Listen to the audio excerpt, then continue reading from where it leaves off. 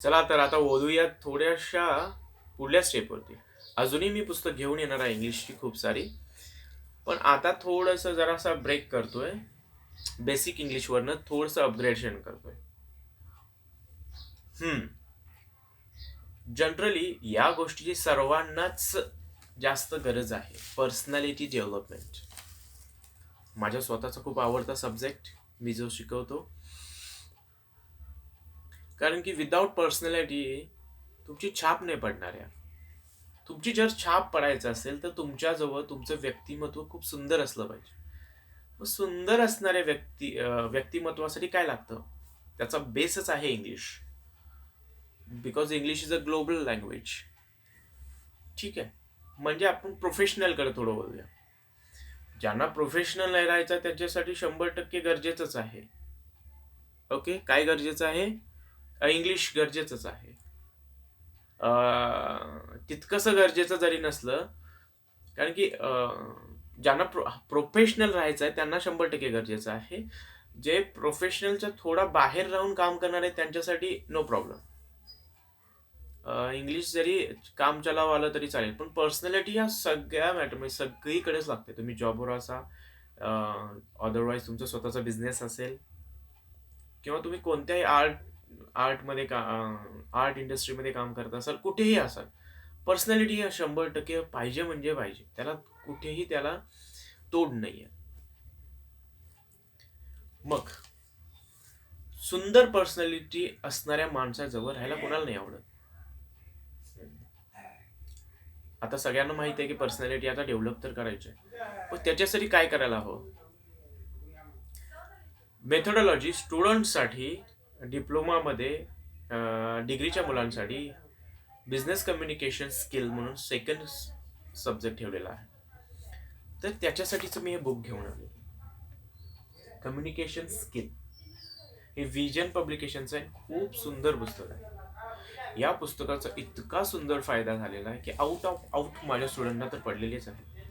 In general मी हे सगळ्यांना का सांगतोय की फक्त स्टुडंट लाईफला नाही, कोणालाही खूप साध्या सोप्या सरळ पद्धतीनं जर पर्सनॅलिटी डेव्हलपमेंट रूट पासून शिकायचं असेल, वरवरचं नाही, रूट पासून म्हणतोय, नेमकं काय आहे तर नेमकंपणा शिकायचं असेल तर नक्की या पुस्तकाचा उपयोग करावा. या पुस्तकाचं एक वैशिष्ट्य हे आहे की या पुस्तकामध्ये कुठेही जर बघितलं तुम्ही तर बघा की हे छोटंसं, आता एक कुठं प्रिन्सिपल ऑफ इफेक्टिव्ह कम्युनिकेशन हा टॉपिक आहे. तर याच्यातले छोटे छोटे पॉईंट्स आहेत, म्हणजे काय अवघड अवघड शब्द आहेत ते एका साईडला घेतलेलं. इफेक्टिव्ह, फ्लॉलेस, कर्टसी, अटेंटिव्हनेस, समजा एक अवघड शब्द आहे ते एका कोपऱ्यामध्ये त्याचं मिनिंगच दिलेलं. ठीक आहे. दुसरी गोष्ट, मराठीमध्ये त्याचं मिनिंग डायरेक्टली लिहिलेलं आहे. ते मराठीवर त्याची मुद्देसूद रचना सुद्धा केलेल्या आहेत. तुम्ही इकडे बघू शकता. हा सगळा कंटेंट झाला. तर या साईडला मराठीमध्ये दिलेलं. म्हणजे काय? आता इफेक्टिव्ह म्हणजे प्रभावी संवादाची गुरुकिल्ली. नम्रता. ठीक आहे. आता त्यातला एक पॉइंट पकडलेला फर्स्ट इज कर्टसी म्हणजे नम्रता. बोलताना अथवा लिहिताना नम्र भाव असावा आणि त्याप्रमाणे शब्दांची मांडणी असावी. नम्र भाव नेहमी दुसऱ्यांची मने जिंकतो. भारी आहे ना? म्हणजे हे फक्त इंग्लिश फक्त तुम्हाला दिलंय असं नाहीये, मराठीमध्ये त्याचं विश्लेषणही केलेलं आहे. तसं इंग्लिश इतकं सोपं आहे की इंग्लिश वाचल्यानंतरच तुमचं पोट भरेल. म्हणजेच तुम्हाला शंका काही येणार नाही. पण तरी सुद्धा काय आहे, कसं आहे हे जर असं कळलं नसलं तर तुम्ही मराठीचा काय करू शकता, यूज करू शकता. व्हेरियस टॉपिक्स आहेत कम्युनिकेशनमध्ये. म्हणजे ते डीपमध्ये बघितलं तर खूप मोठा चार्ट आहे त्याचा, की कशा पद्धतीचं असायला पाहिजे, काय आहे, आणि त्याचे मग काय आहे एक्सप्लेनेशन आहेत. आता मी थोडंसं सांगू शकतो याच्याबद्दल की काय आहे नेमकं पुस्तकामध्ये त्याचा कंटेंट. बेसिक कम्युनिकेशन काय आहे, त्याची डेफिनेशन म्हणजे काय आहे, कम्युनिकेशन कसं होतं. कम्युनिकेशनमध्ये काय असतं की समजा आता दोन व्यक्ती आहे, मिनिमम दोन व्यक्ती लागतातच. कम्युनिकेशन कसं होणार? आता मी जे कम्युनिकेशन करतो ते मास कम्युनिकेशन, म्हणजे मी एकटा आहे, समोर किती लोक आहेत सध्या मला माहित नाहीत, पण ते हजारो लाखो लोक पाहू शकते because I am using media of YouTube. मी यूट्यूबचा वापर करतोय. ठीक आहे. माध्यम कोणतं आहे माझं? इंटरनेट. सो मला पुढचं माहित नाहीये काय होईल. किती एकही बघेल नाहीतर 1000 लोकं बघतील किंवा कोणी बघणार पण नाही. I don't know. पण असं नाहीये. सबस्क्रायबर आहेत माझ्या चॅनलला, वाढत आहेत डे बाय डे. पण ठीक आहे. कर्मण्येवाधिकारस्ते मा फलेषु कदाचन. कर्म कर, फलची चिंता करू करताय भाई. कर्म करत राहायचं.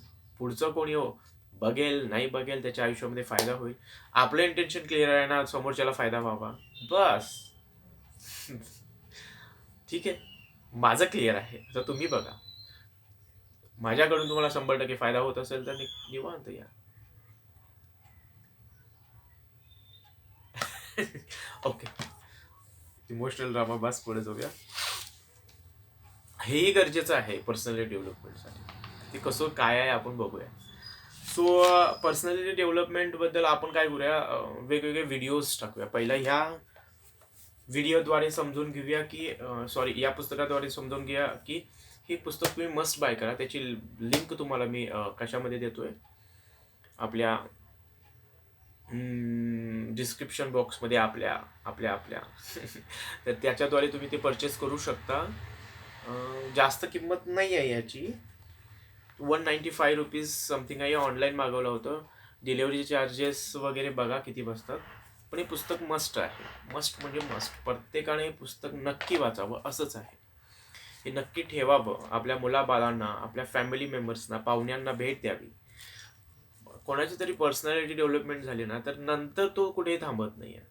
त्याची विचार करण्याची बुद्धी काय झालेली आहे, युनिव्हर्सल होते. ग्रहणशीलता वाढते. जितका माणूस ग्रहण करतो ना, तितका त्याची डेव्हलपमेंटची चान्सेस वाढतात. ते कसं, ते आपण नेक्स्ट व्हिडिओजमध्ये बघू. Okay, thank you.